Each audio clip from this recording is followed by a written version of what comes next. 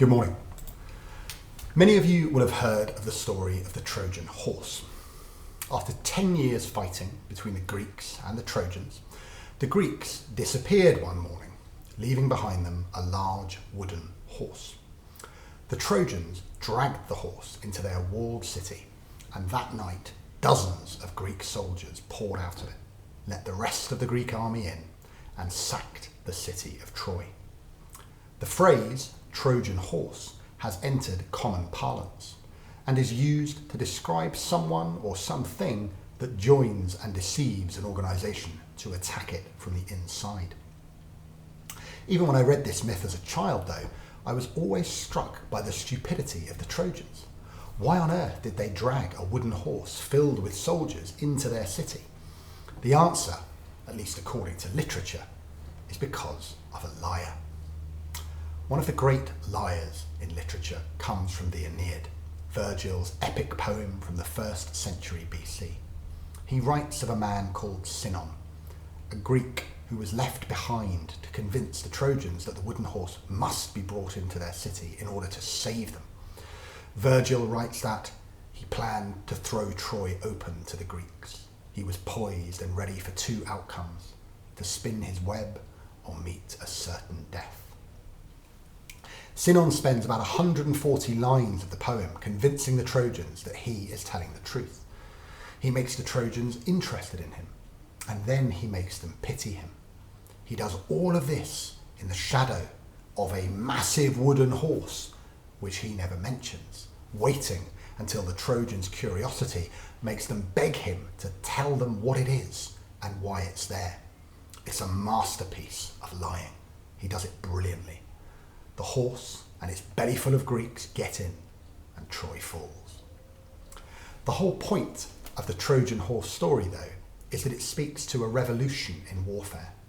The Greeks, with all their famous warriors, Achilles, Agamemnon and Ajax, spent a decade trying to win and break into the city by force. However, it was the cunning of Sinon and the man who designed the wooden horse, Odysseus, that led to the city falling. They won by trickery, not by honourably fighting their way in. Lying is presented by Virgil as a dishonourable thing to do. Lying, that of Sinon and Odysseus, changed the game. Lying broke with convention, with the accepted way that we do things. At least, that's how it's presented. Virgil presents the Greeks as being a race of liars. Now hear how the Greeks baited their trap, and from one act of treachery, understand them all. It was the lying Greeks who, in this narrative, made warfare lose honour and meant that decent people, like the Trojans, had to be on their guard against the liars. The idea of changing the game is an interesting way to think about lying. I quite like football. I enjoy an early Sunday morning watching Match of the Day with a cup of tea. And whilst I support Arsenal, I'm quite enjoying watching Liverpool go about things at this business end of their season. I don't love football though, and one of the reasons I struggle with it is because of all the lying. Football doesn't call it lying though. It has a word for it: simulation. Most people just call it diving, and it drives me up the wall. Wilfred Zaha, Phil Foden are two pretty good examples of current players who do love a dive. As soon as anyone goes near them, especially in the box, they are over and will often follow it up by writhing around on the floor like a fish out of water. I began to fall out of love with football in the 1990s when this simulation really began. One of the most famous divers of that time was Jürgen Klinsmann of West Germany, and Tottenham Hotspur fame. If you get a chance, watch the YouTube clip of his dive in the 1990 World Cup final. 1 minute it looks like he's been shot by a sniper and an Argentine player is being sent off. The next, Klinsmann's up and he's winning the trophy. It didn't feel very sporting to me.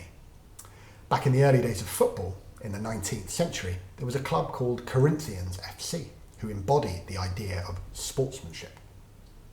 If a penalty was awarded against the Corinthians, the goalkeeper used to lean nonchalantly against the goalpost and allow the opposition to score. Their point was that if they had fouled a player in the box, then the opposition should be rewarded for the Corinthians' violation of the rules. They had honour.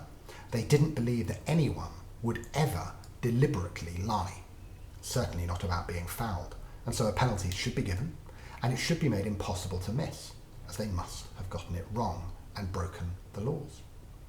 I quite like this attitude, so it's perhaps no real surprise that it was the simulation of Klinsmann and others like him that began to turn me off football.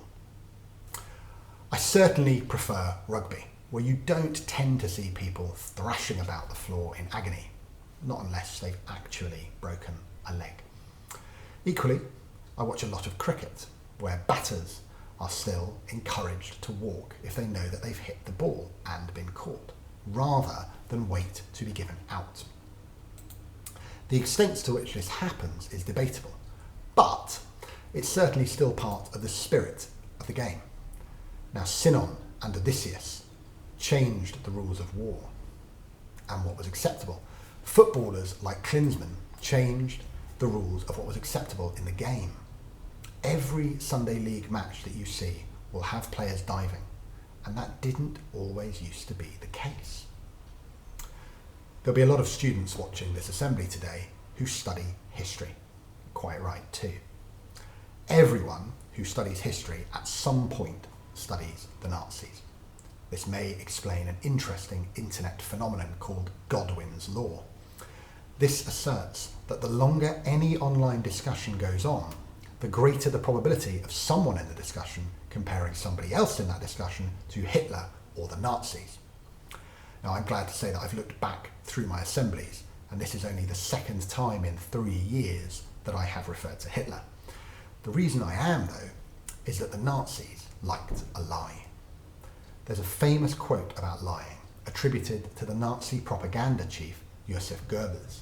He said, "If you tell a lie big enough and keep repeating it, people will eventually come to believe it.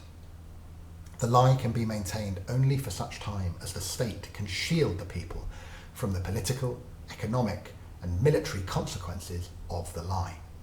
It thus becomes vitally important for the state to use all its powers to repress dissent, for the truth is the mortal enemy of the lie, and thus, by extension, the truth is the greatest enemy of the state." The Nazis were fond of a big lie, like the stab-in-the-back myth of German Jews being responsible for the failure of the German army in World War I, the Deutschstoßlegende.